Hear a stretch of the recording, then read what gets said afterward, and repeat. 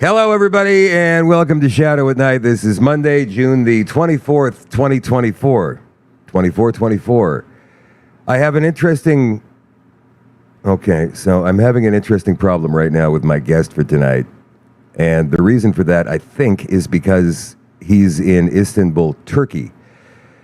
So I'm going to tell you all about that in just a second. What I would like to say right now is, wow, what a weekend we had up in Beausejour for the Stronger Together conference hosted by Ken Drysdale, Rosalie Drysdale, Chris Riddell, and Manitoba Stronger Together. So many fantastic speakers. Maggie Hope Braun was fantastic on so many panels. We had Jason Levine there from The Levine Show, and Jason hosted a panel on Sunday morning. We had Dr. Mark Trotzy, who not only is such an incredibly knowledgeable physician, obviously, but also one of the funnier guys you'll speak to, not just about what's been happening for the past 4 years, but about anything. He's got a great sense of humor, and Dr. Trotzy is hopefully going to join us on the show later on this week. So many great legal minds, so many great medical minds, so many great community grassroots organization minds.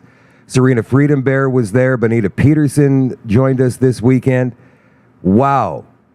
The list of speakers was fantastic. The volunteers were absolutely amazing. Emily, thank you for leading me around by the nose all weekend. I really appreciated that. Without you and your help, I would have been lost.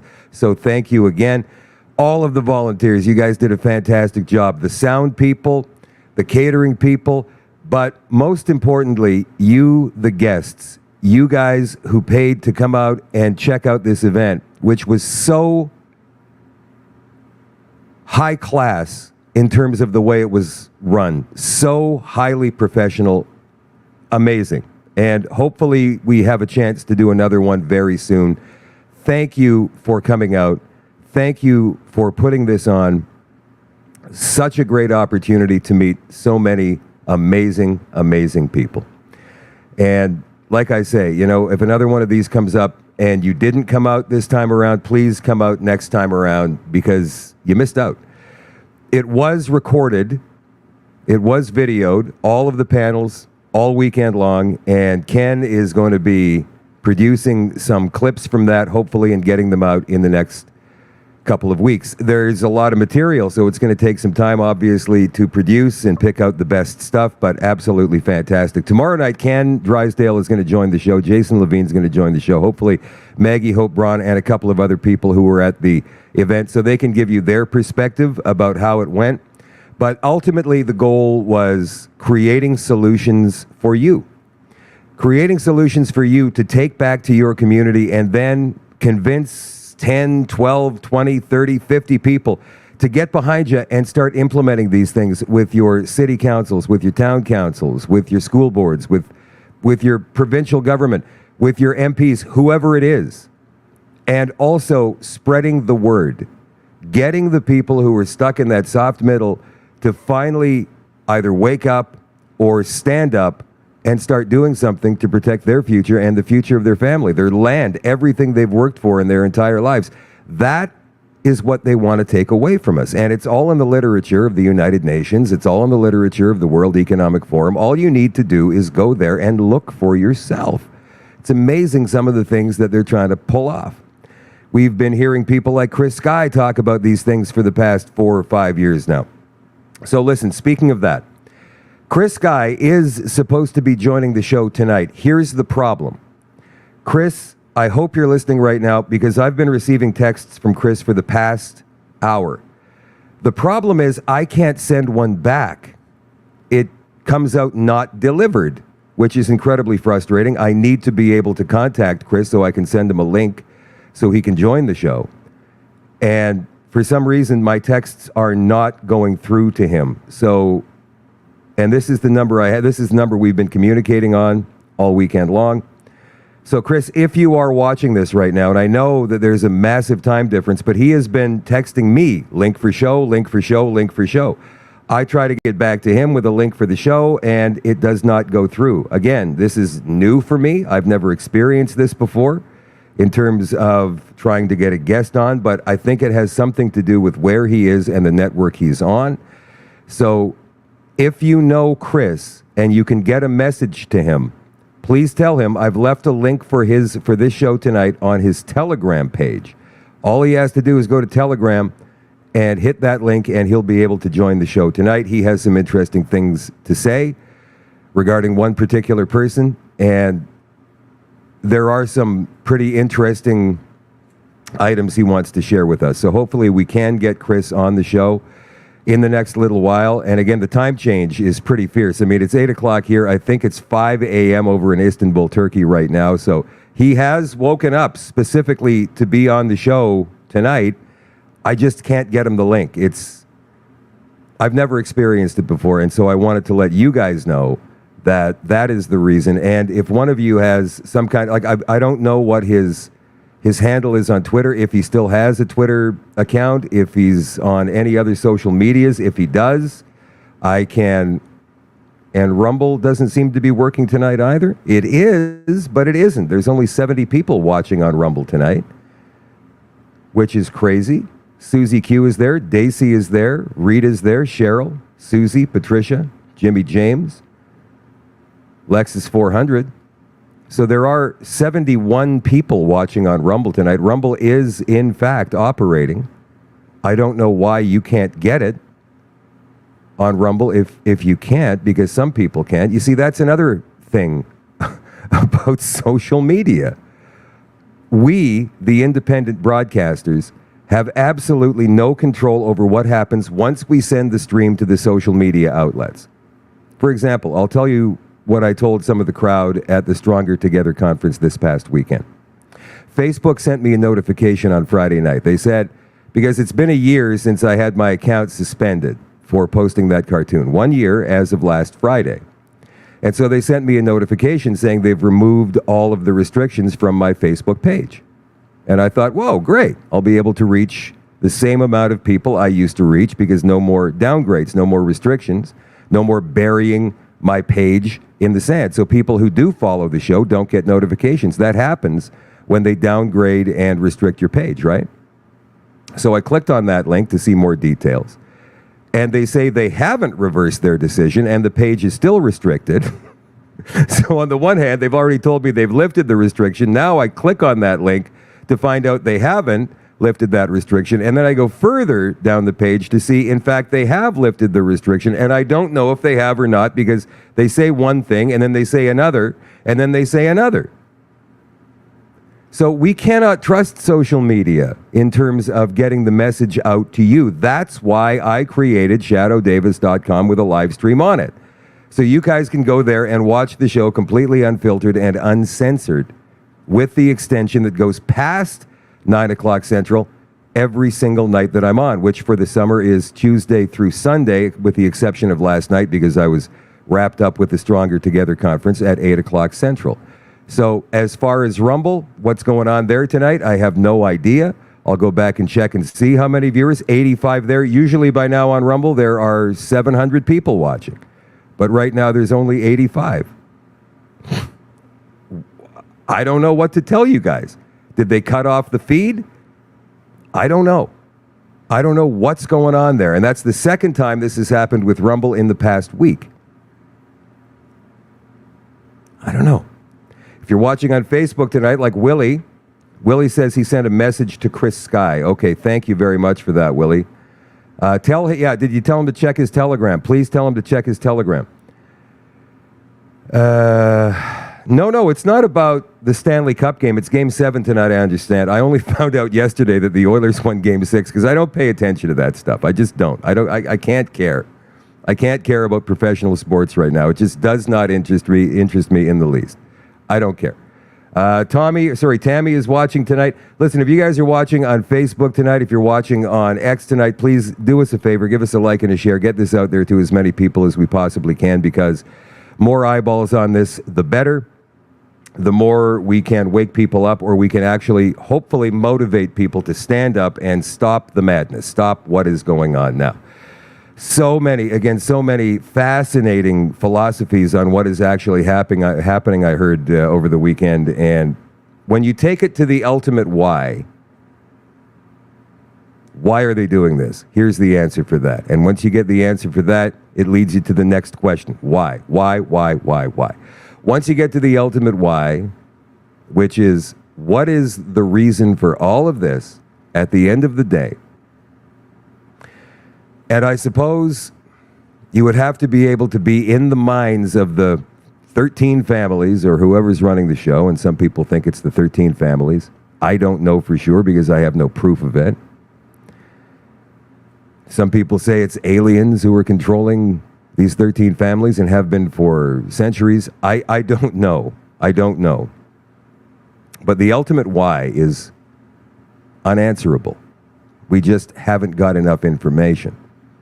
Ultimately, we have to know the enemy that we are facing so we can find out what their weak spots are. And we've been doing a good job of that as we go forward. At least we think we have. And that's enough. We are fighting this battle together. But we can't sit on our hands any longer and wait for somebody else to do it. So while we wait for Chris, and I'm not sure if it's... Wait a minute. Hang on one second. Hello? Hey, Morgan, how you doing? I'm good, thanks. So I got your message, and welcome to come on. Yeah, but here's the thing. Sky, I can't reach him to get him a link for the show. So he may not be coming on tonight because he's in Istanbul, Turkey, and he can message me, but I can't message him. Yeah, that's why I'm trying to send him a text on his number, and I can't seem to get a message through, even though he can get one to me somehow. I don't know how that works. Like, what's that all about? I don't know what's going on with that.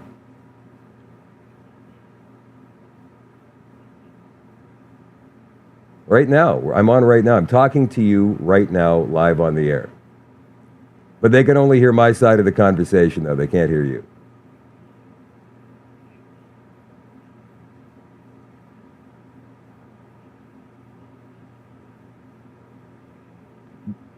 I don't think so, because he's been texting me asking for the link for the show. I just can't send him anything back, which is incredibly frustrating. You know?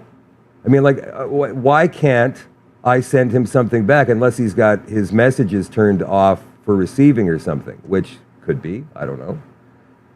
You saying that he bitched out? That doesn't sound like the guy I know, but who knows? I don't know.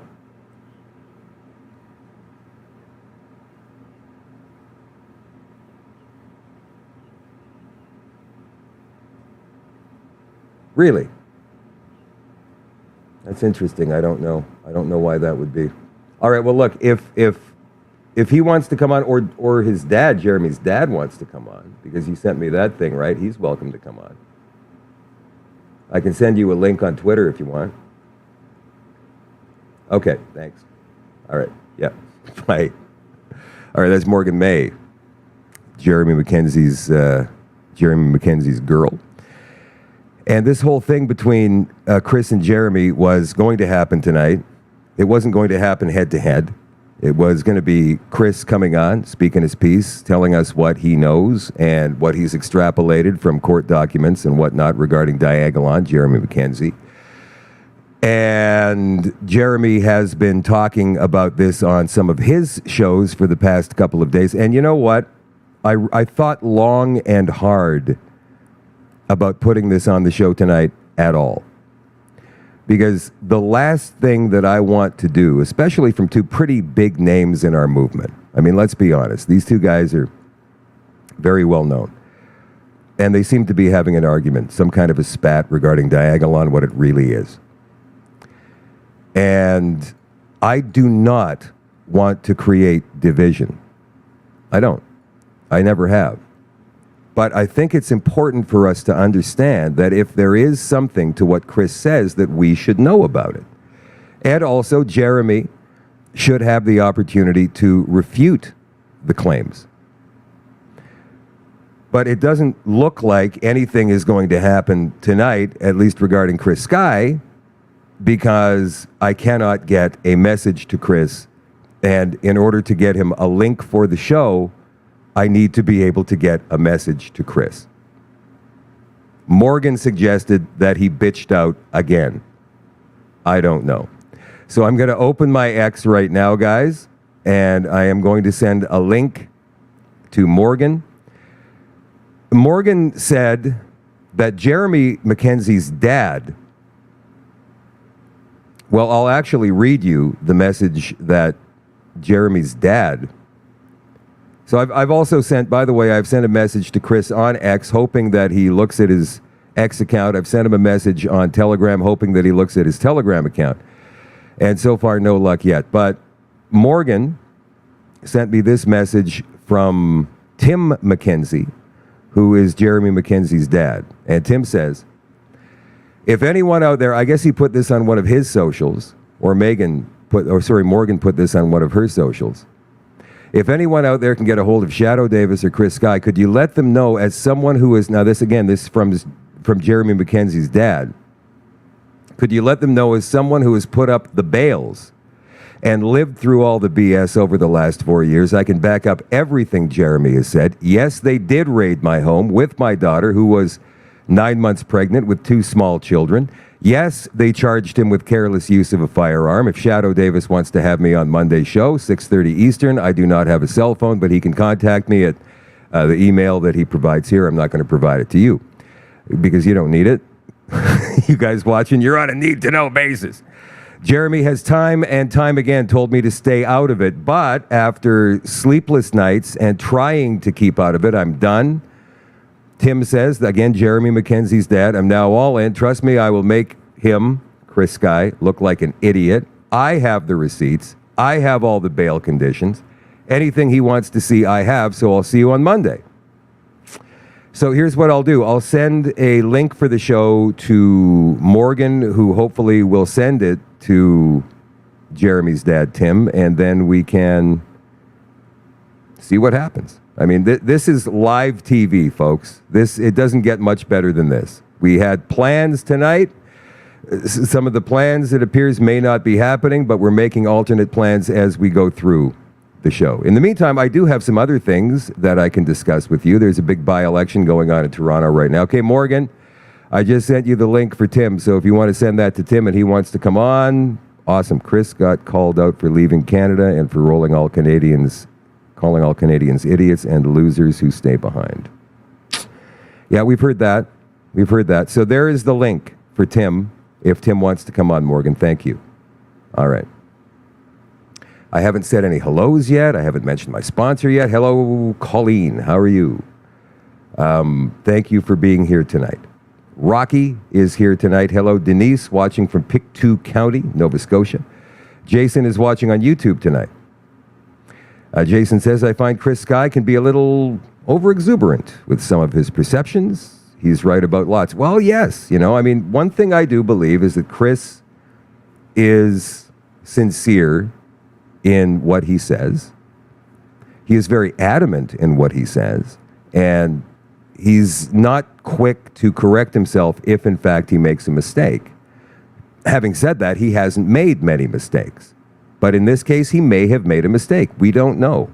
We don't know until we can get him. And Chris and I did have conversations, many conversations, over the last couple of days, and he had what appeared to me to be some valid points. There's some holes in some of the stories he was telling, and I'm not saying he was telling stories, because that kind of denotes fabrications. He was giving me facts and then his extrapolations on these facts. So it's an interesting situation we find ourselves in right now. What I wish is that everybody could just get along and pull on the same line. Hello, Cheryl. How you doing? Can't get on my show on Rumble. So right now there's 132 people who can. Interesting. Strange. I think Rumble is caught in some kind of a loop right now.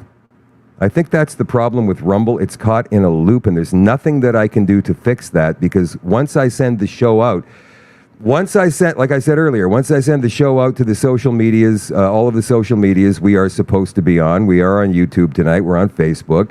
We're on Twitch. We're on X. We're on Telegram. We're on Rumble. And we're on shadowdavis.com. All of the other ones seem to be working fine as of now. Rumble is the only one that's having the issue. So this is a Rumble issue and not a shadow issue. So please don't point the finger at me. There's nothing that I can do about it. It's in their hands.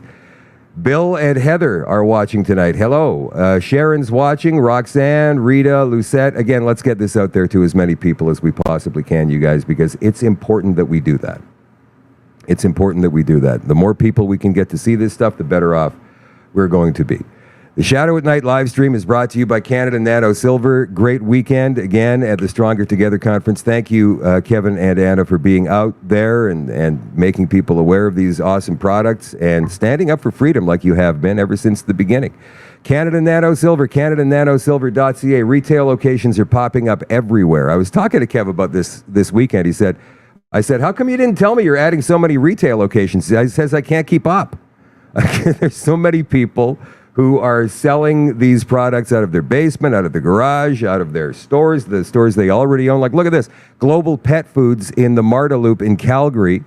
Angels Cafe in Calgary is selling Canada Nano Silver products. Bay 18 Creations in Red Deer is selling Canada Nano Silver. Cactus Trading in Cochrane is selling the products. Paulette, right out of her house in Cold Lake, is selling these products. Vicky Plitt in Spruce Grove is selling these products. Over to Saskatchewan we go here. Body Fuel in Regina has got Canada Nano Silver. Shannon Blaze in Saskatoon. Marilyn Melanchuk is selling these in Hudson Bay, Saskatchewan. Ralph and Kim Peterson in Tisdale. Elijah Robinson is selling these at Raphael's Path in Regina, Saskatchewan. Manitoba's got too many to mention. All you need to do is click on the link. But if you would like to become a retailer of these awesome products, get a hold of Kevin and Anna. You can do that right here. The contact tab.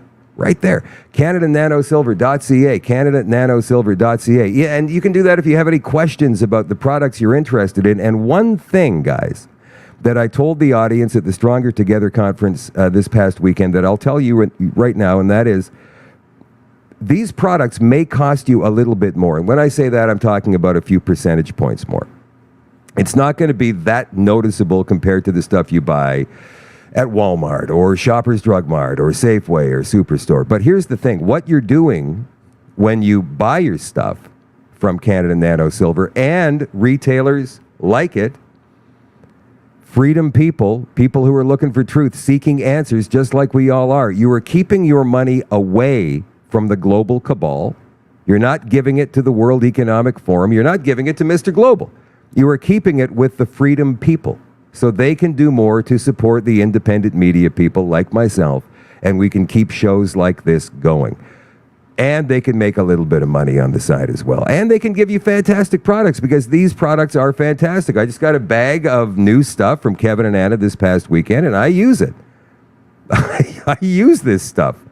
It's fantastic. It has healed many cuts and scrapes that I've had over the past few years, and I would never switch back to anything else. I use the toothpaste. It's good stuff. CanadaNanoSilver.ca. Again, that is CanadaNanoSilver.ca. Hopefully we can get Chris Skyw on. There's a by-election federally in the Toronto-St. Paul's riding. The polls should be closing in the next 5 minutes. So we're going to stay on top of this. Maybe not the next 5 minutes, maybe the next hour and 5 minutes. The Liberals are expected to win. This is supposed to be a Liberal stronghold, but the polling on Canada 338 or 338canada.com has suggested in the past couple of weeks that the Conservative Party is very, very close to overtaking the Liberals in this stronghold of theirs and winning the seat. Absolutely amazing. Carolyn Bennett is retiring after something like 25 or 30 years as the member of Parliament for this riding. So we have a brand new candidate, and all of the Liberal MPs, ministers, even Justin Trudeau has visited this riding in the past 6 weeks. They are terrified they are going to lose this riding. They are all there today. They're all Xing about it right now. They're all over their social media accounts. Get out and vote. You still have time. Go vote for, who is the Liberal candidate here now? She's a political staffer, Leslie Church. And they are terribly concerned she's going to lose. And this is not going to look good for Justin Trudeau going forward. If she does, what's going to happen in that case? Or what if he does? Sorry, if she does, I guess she's the one running, so she'll be the loser. But Trudeau will be the bigger loser. You don't lose a stronghold like this without paying the price. And the caucus is going to be upset. They're going to say, all right, Mr. Prime Minister, We lost a stronghold that we have held since this became a riding. It's time for you to step down. It's going to increase the pressure. The noose around Trudeau's neck, pardon the expression, that's just an expression, is going to tighten. Even if they win by only a little bit, that pressure is going to grow on Trudeau. Some pundits are suggesting to expect his resignation as Prime Minister of Canada and leader of the Liberal Party by the end of summer, just in time for the beginning of the next session of Parliament. So we're going to keep you up to date on this particular story, and we'll watch the polls, and hopefully we'll get some numbers before the show wraps up tonight. This is one of the things that Chris Skyw wanted to talk about tonight, but I can't seem to get a hold of him, so we're going to just move forward. I'm going to try one more time. And the interesting thing is, I thought, okay, maybe I can't get a hold of Chris because my phone is the problem. I can't send him a message. So I'll try sending texts to other people, other friends of mine. So all of my other texts went through. So it's either that Chris is in Istanbul, Turkey, and cannot receive a text from me, still not delivered. Or he doesn't want to receive a text from me, even though he has sent me 1, 2, 3, 4, 5, 6, 7, 8, 9, 10 messages asking for a link for the show. I've tried to call him. And you know what I'll do? I'll try and call him right now. This could cost me a little bit of money, but I think in the end it's going to be worth it. I'll try and call Chris right now and see if he picks up.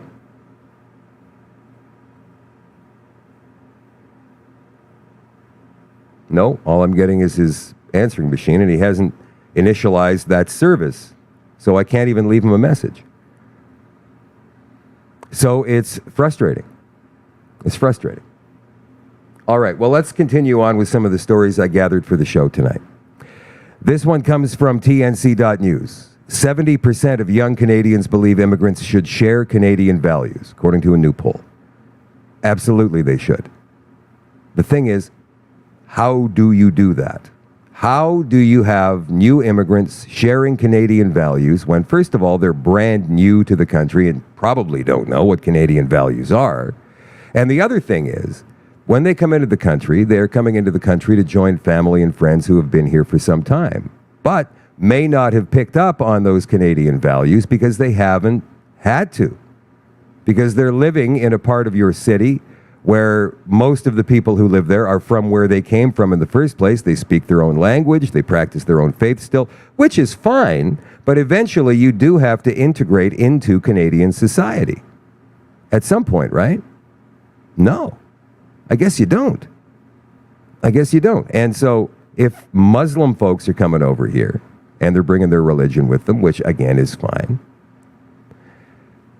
they're not going to have to integrate into Canadian society. But here's the problem. I don't personally believe, and there's several other experts out there that don't believe this either, that Islam and Judeo-Christian values are compatible.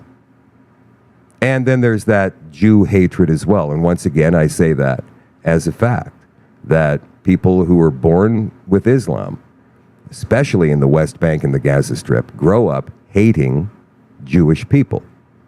It's infused in them from the time they're born.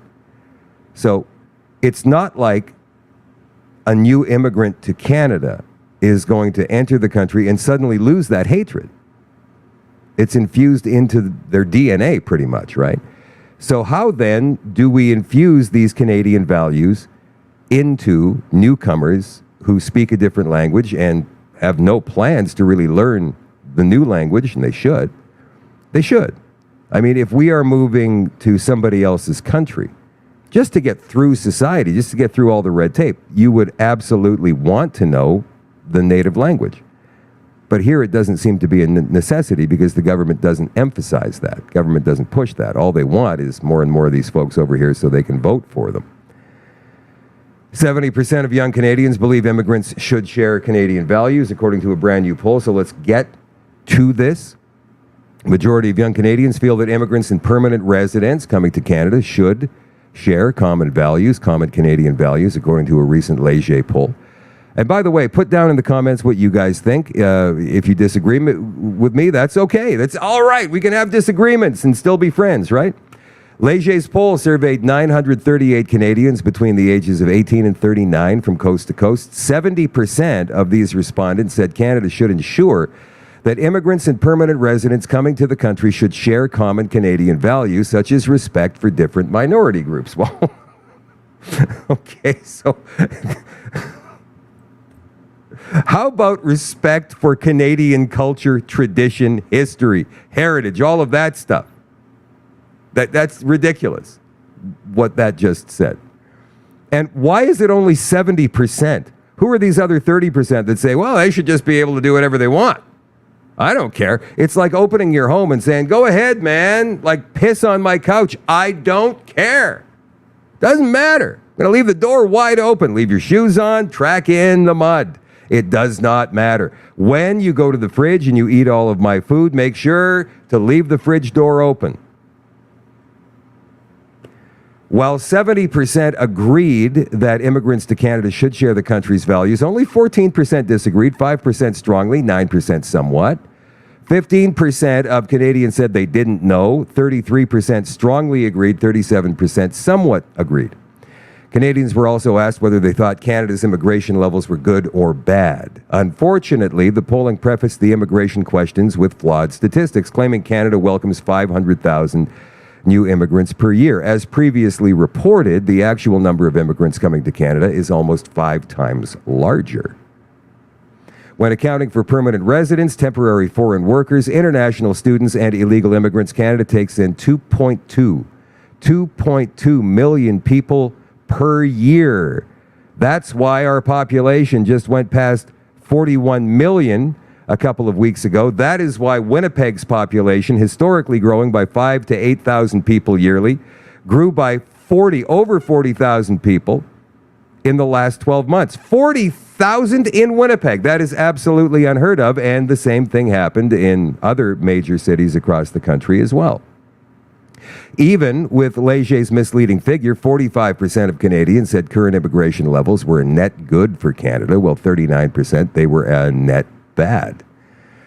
Only 11% of respondents said that immigration levels were overall good for Canada, while 34% said the levels were generally good but have created some problems. How can you say that something is generally good but there's a problem there? That's all right, but there's a few issues I've got, let me tell you. 20% said the immigration levels have generally created more problems than benefits. 19% say they were overall bad for Canada.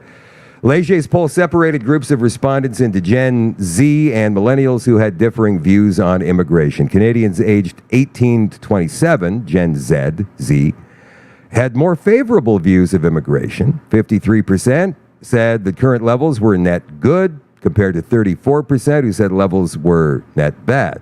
And these people probably have no idea what they're talking about when they talk, because they don't even know anything. They're not reading the statistics. They're not seeing things. They're just going by feel, man, or they're going by what their friends say, or their students, their comrade students. Those aged 28 to 39, the millennials, had a net negative view of current immigration levels, 43% of them saying that they were a net bad, while 41% net good. Only 9% of this age group said that current immigration levels were an overall good for Canada. 22% said they were an overall bad. And again, Canada recently surpassed a population of 41 million less than a year after reaching 40 million, driven almost exclusively by international migration. This followed an annual population increase at a rate not seen in 66 years. What happens? What happens when immigration levels get too high? That's when crime goes crazy. That's when you wind up with a housing crisis. That's when you wind up with people living in tent cities. This is Polish PM Viktor Orban. Polish? No.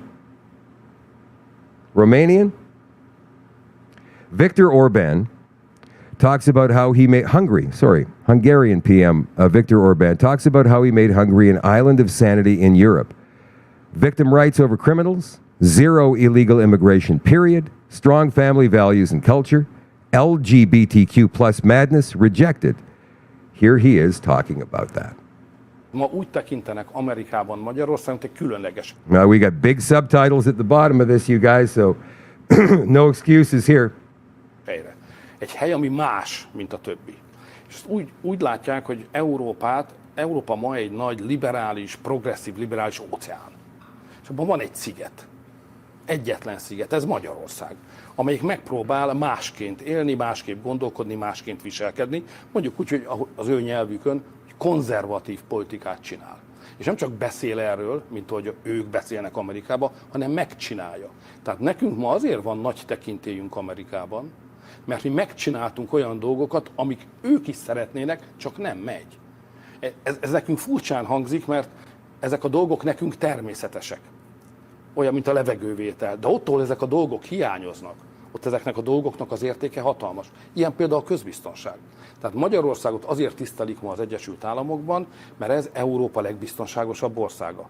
Mert itt nem a rendőrök ellen beszélnek, mint Amerikában, nem a bűnözőknek a jogairól beszélnek, hanem az áldozat jogáról, meg a rendőrökről. A rendőrök számát megnöveljük, a büntető törvénykönyvet szigorítjuk, és helyreállítottuk 2010 óta a közrendet olyan mértékig, hogy mi vagyunk Európa mindenki által elismerten legbiztonságosabb országa. Amerikában ez fantasztikus dolog, nekünk természetes. Vagy a migráció.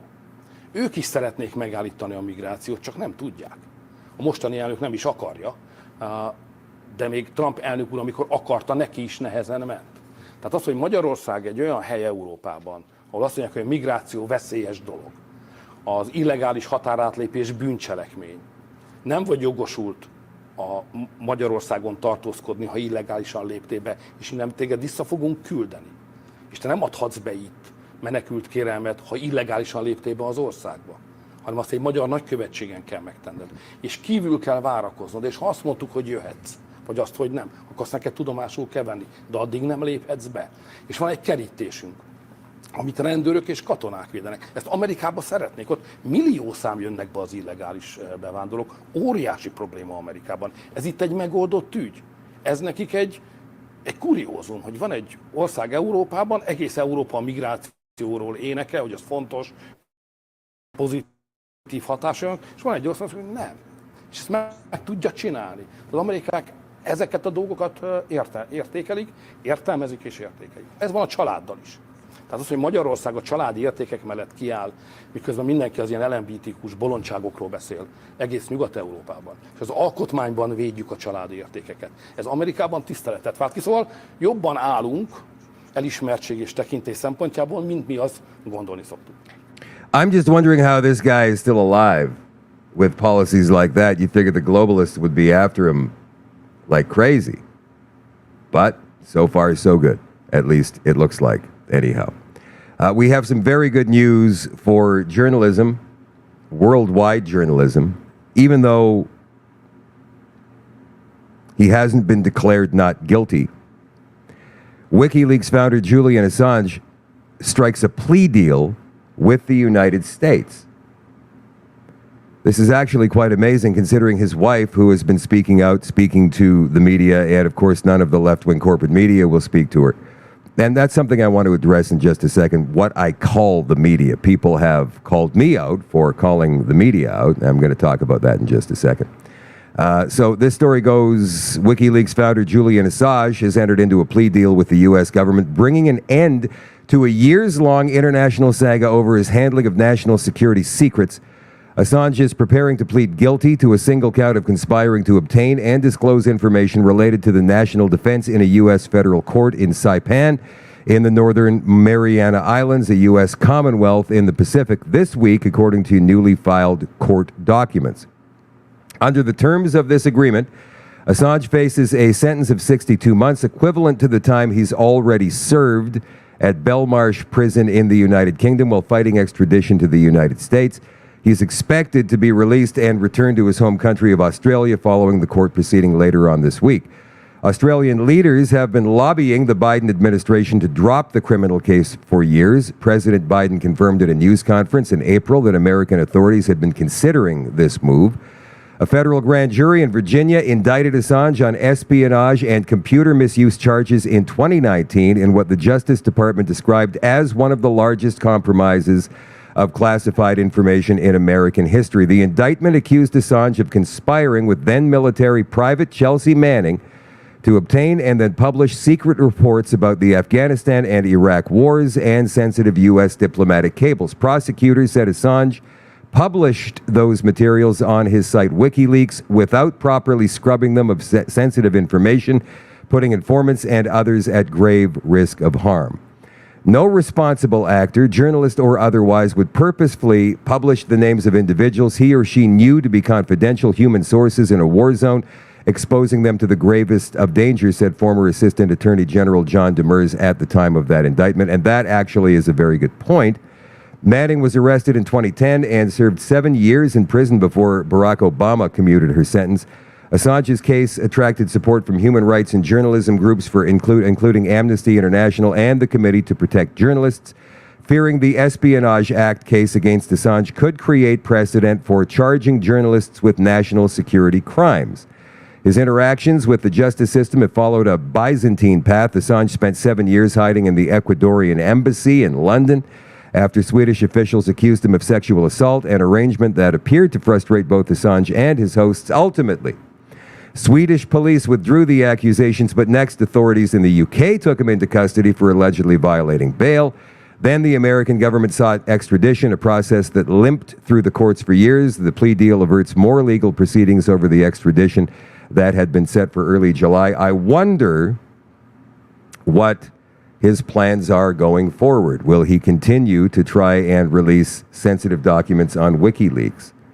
Will WikiLeaks be allowed to open again? Will he allow? I wonder if he's going to have conditions. You're not allowed near a computer ever again in your life. Let's make it simple for you. You're not allowed.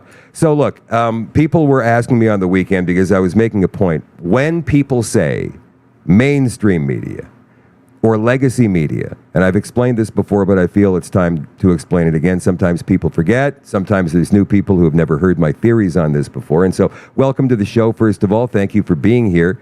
Let me explain why I call them the left-wing corporate media. Every time, it seems,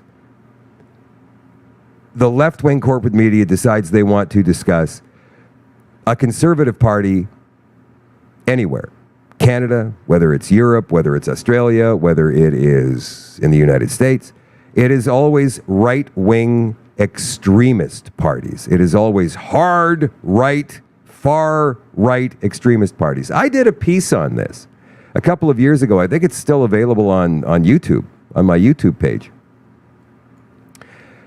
And the question / title of that video was, are you an extremist? Are you a far right extremist? Are you far right? Or are you just a little bit right? Are you tired of being accused by the left wing, the Marxist corporate media, of being far right? That's what they're calling us. They're taking every opportunity to paint us as extremists. When you say far right, you are painting somebody as an extremist, and they know that. Language is a very, very useful tool. So when we use their language, when we call them mainstream, we are giving them the credit of being the heart and soul of this country. Mainstream means what is going on in the country, and it's accepted and agreed upon. That means you are agreeing that the left-wing corporate media is actually the final say of what is happening news-wise in this country. Do you believe they are? Because I know I don't. I believe they're incredibly hard left, biased, supporting whatever left-wing party they can. Provincially speaking, local CBC stations will support usually NDP in Alberta, NDP in Saskatchewan, definitely NDP in BC and Manitoba. They'll support the Liberals in Ontario. They'll support NDP and Liberal parties provincially in the Maritimes, and then federally they support the Liberal Party. They do. They support it. Come on, let's be honest. What is the Liberal Party these days? They may as well be called the Marxist Party of Canada, for goodness sakes. They're Marxists. They're communists. They're hard socialists. And if the media supports them, then they should be called the left-wing / Marxist corporate media. We need to call them what they are. It's not an insult. And if they take it as an insult, that's on them, not on us. They are the left-wing corporate media. And in some cases, the left-wing corporate publicly funded media. Not all cases, but some cases, most cases. We need to call them what they are. And I'm not just talking about media. Because if we allow them to roll over us with language, we lose. This is an information war. Fifth generational warfare, man. This is like, we are going head to head with these guys, and we need to do everything we can to fight back. That means calling out their language, calling them what they are. Now, I don't know about you, but I've never been far right in my entire life. I've been right-leaning, but in most cases, and I took even some of these stupid online tests years and years ago before all this nonsense started, about what my political leanings are. And you know what they came back most of the time? They came back classical liberal, right down the middle. Now, they would probably be right-wing if I were to take those tests again, but not that far right-wing, maybe a little bit. But we've been pushed to this place. Many of us who were in the middle before, or slightly right-leaning, we have been pushed to adding more, I suppose, right-leaning values by the left, who are pushing their ridiculousness on us. And we need to fight back with common sense, which according to them is far right. In some cases, extremism. It's fascinating. Something called the Overton window. You should look that up. But ultimately speaking, if we can get the soft middle to understand that the Liberal Party classically had always been in the middle of the Overton window, but now they have moved extremely far to the left of that. They are no longer a party of common sense. They haven't been for some time. They are no longer a party of liberal thinking, meaning listening to all sides of an argument before you come up with your opinion on what the answer is. They shut down debate before you can ever argue with anything, debate anything. And that same thing holds true for the NDP, who control provincial governments in Manitoba and British Columbia. That's how they operate. That's how they roll. That's how Marxists do business. So we need to call them what they are.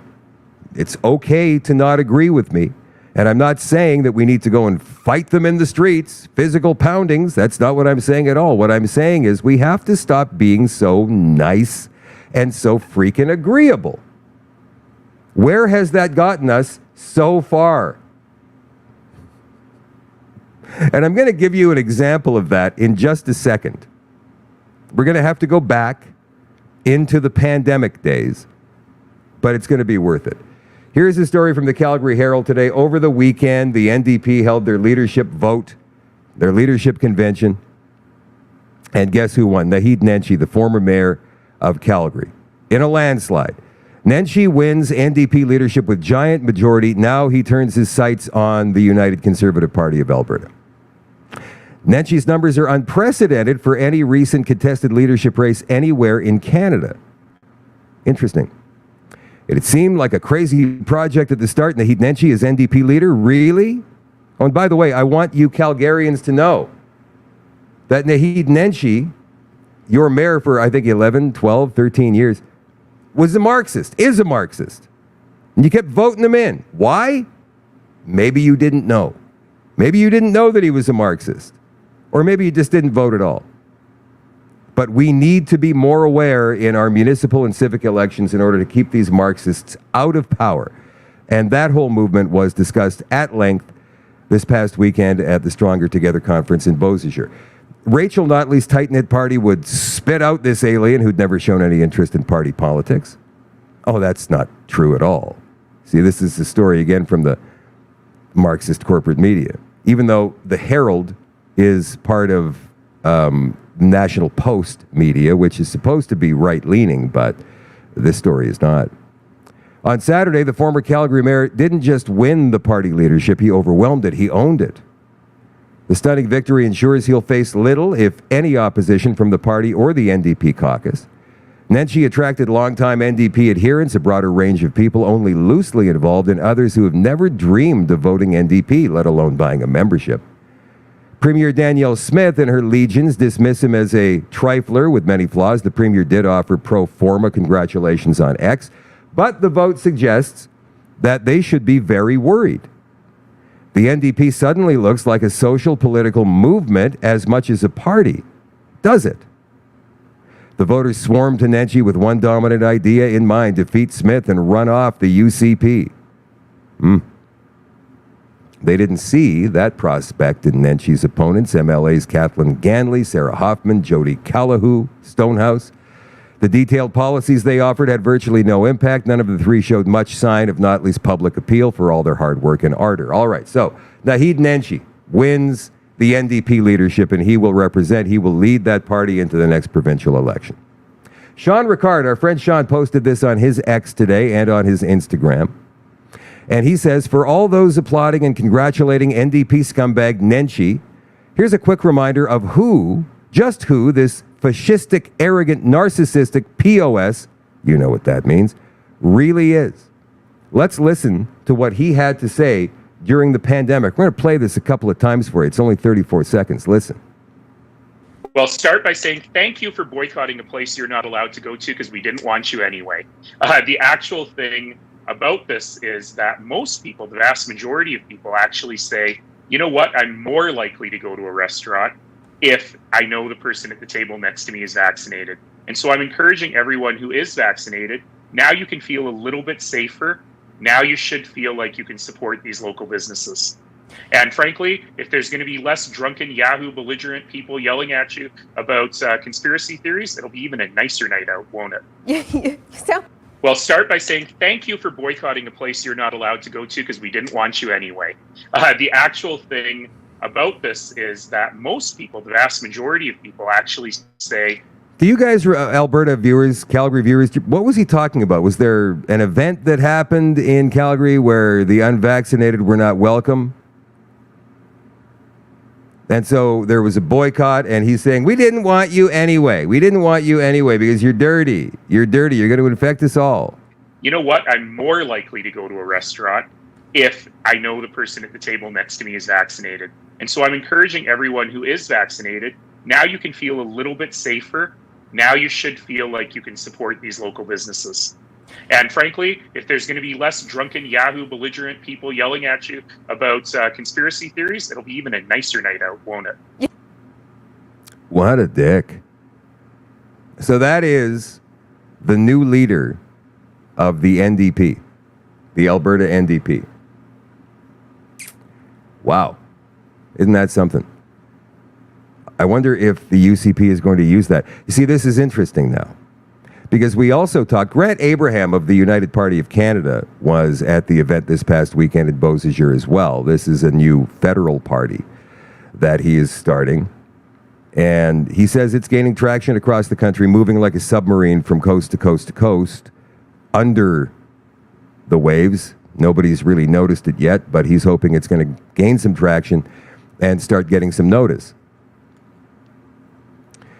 But anyway, he said some very good things. He said, how come there are no politicians of any opposition party in this country at all calling out the actions of the Liberal Party during the Freedom Convoy? They broke the Constitution, man.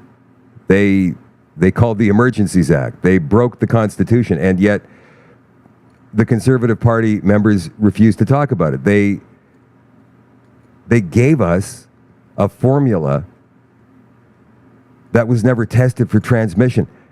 They knew of the dangers of this particular formula, and they went on TV, they went to the newspapers, they went on radio stations all across the country, and they told us anyway it was safe and effective. And still, nobody in Canada, no politicians in Canada are talking about this. Why? How come there are no politicians, or very few politicians in this country, discussing this immigration that seems to be overwhelming our larger cities? Why are they not talking about it? You can't get them to talk about it. Some people are saying, well, this is just, political strategy. Why on earth would you bring up a topic that's controversial when you're ahead 20 points in the polls?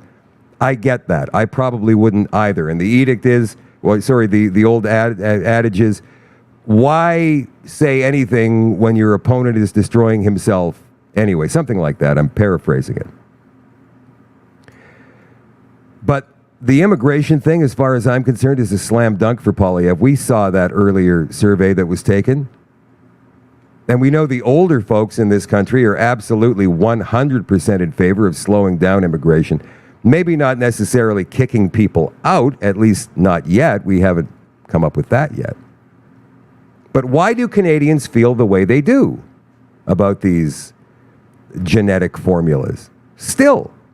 Or wearing masks. Still. Or this immigration policy. Still. Or the LGBT. Still. It's all because of the left-wing corporate media. And as much as we try, and I'll tell you why they have an unfair advantage on us. They do. What is the first thing that you do every morning, aside from go to the can? What is the first thing that you do every morning, aside from that? You look at your phone, right? I'll bet you look at your phone, right? So there you look at your phone. What happens when you open up your phone? What's the first thing you see? You see the news, right? The Apple News app. Apple News. And it shows you maybe a couple of local stories from your left-wing local newspaper, and it shows you some stories maybe from the CBC, the CTV, might show you some international stuff from the BBC, and these are all left-wing Marxist media organizations. That's the first thing you see. They absolutely dominate any kind of mainstream, I suppose we could call our phones Marxist phones, because they are. The Chat GPT seems to be left-wing Marxist leaning as well. All of the applications we are using in our day-to-day life are run by left-wing, hard left-wing organizations. But we still have to keep fighting back. We absolutely have to keep fighting back. Even if we are on smaller platforms, Trudeau's trying to shut us down, we still have to fight back as hard as we can. And that's why I always say, you guys, share, share, share. Get this out there to as many people as we possibly can. If you have to send it in an email, if you have to send it in a messenger, I don't care how you get it to them. Get it to them. It's important that they see this stuff. It's important that they hear what these politicians said a couple of years ago. We don't want you, like, how divisive do you need to be? These politicians, during the pandemic response, were dividing Canadians between masked, unmasked, between jabbed and unjabbed. It's reprehensible behavior for a politician who is supposed to represent the entire city if you're a mayor, the entire province if you're a premier, the entire country if you are a prime minister. What do we do with these people? Trudeau said. What do we do with these people? One last story, guys, before we switch to the extension on shadowdavis.com. And it does not look like Chris Skyw will be joining us tonight. Again, I have tried and tried and tried and tried again to get him on the show, to send him a message, and all I'm getting is not delivered. I'm going to show you what it looks like right there. Can you see? You see that? Not delivered. Link not delivered. But he can somehow message me. Link for, you see that? Link for show, link for show, link for show, link for show. Is there a way that you can shut off messages? Shutting off receiving messages, but not sending them? I don't know. I don't really spend too much time in the guts of the latest operating system on iPhones. I don't know if that's even a possibility. But he's asked me almost 10 times now, can I have a link for the show? I've tried to send him a link for the show. I can't send him a link. Can't do it. So I want you guys to know that I absolutely made the attempt more than once to send him a link for the show, and I can't get it to him. Again, this could be the fact that he's in Istanbul, Turkey. Could be that maybe he's in a bad reception area, but then if he can send me a message, maybe that defeats that argument. I don't know. And on the McKenzie side of this argument, they're suggesting that maybe he dinked out again. I have invited Jeremy McKenzie on the show tonight to rebut allegations that Chris Skyw was going to make. Jeremy is off doing his own thing right now. I invited Jeremy's dad to come on the show tonight. But again, remember, it's 2 hours later in Atlantic, Canada right now. So what time would it be? Like 11 o'clock at night? Maybe Jeremy's dad, Tim, has gone to bed already. I don't know. But I will try again to get these two guys, these two characters on the show at some point this week so we can hash this out. It's a shame that we see these things happening within our movement. Two pretty big names in our truth movement fighting with each other is not necessary. It's not a good thing. It's not a good thing at all. Alex Berenson has released the White House / Pfizer files on X. At last check, it had been seen something like 500,000 times. It came out today. All right? The Pfizer White House files, everybody should see this. Everybody should see this. In 2021, a senior Pfizer board member secretly began working with a Biden administration operative to suppress criticism of COVID vaccines on X. Newly released internal documents from X show. Even just saying this right now, I'm broadcasting the show on YouTube right now. By tomorrow morning, I'm sure I'll have another strike. I am sure that'll be strike number 2 and then strike number 3, and I'll be completely and totally off that platform permanently. But I don't care. Doesn't matter. It's not important to me. Top officials at Twitter, now X, viewed the men, Dr. Scott Gottlieb, the Pfizer director, and Andy Slavitt, the operative, who had officially left a senior White House post just weeks before, as speaking for the administration in their censorship demands, these documents show. The new documents raise constitutional and legal concerns about the Biden administration's social media censorship efforts, as well as Pfizer's role in banning criticism of a product that made up almost half of its sales in 2021. Within days, the Supreme Court is expected to decide Murthy versus Missouri, a landmark lawsuit over the administration's efforts to control debate on social media. The new documents would provide crucial perspective on the Missouri case, showing how far would-be censors went in 2021 to prop up public confidence in these formulas that we were all forced to take, or coerced to take would be a better description. The documents also show the power the White House had over Twitter, which badly wanted to avoid a confrontation with it. At the time, the Biden administration was threatening to review a federal law commonly called Section 230 because it was angry social media companies were allowing COVID vaccine skepticism. Section 230 was crucial to those companies for the near total immunity it gave them against lawsuits from users. Twitter took threats to it seriously. We will always be proactive and vigilant about protecting 230, Lauren Culbertson, the company's then head of United States policy, wrote on July 22nd, 2021. None of these internal documents have been previously released.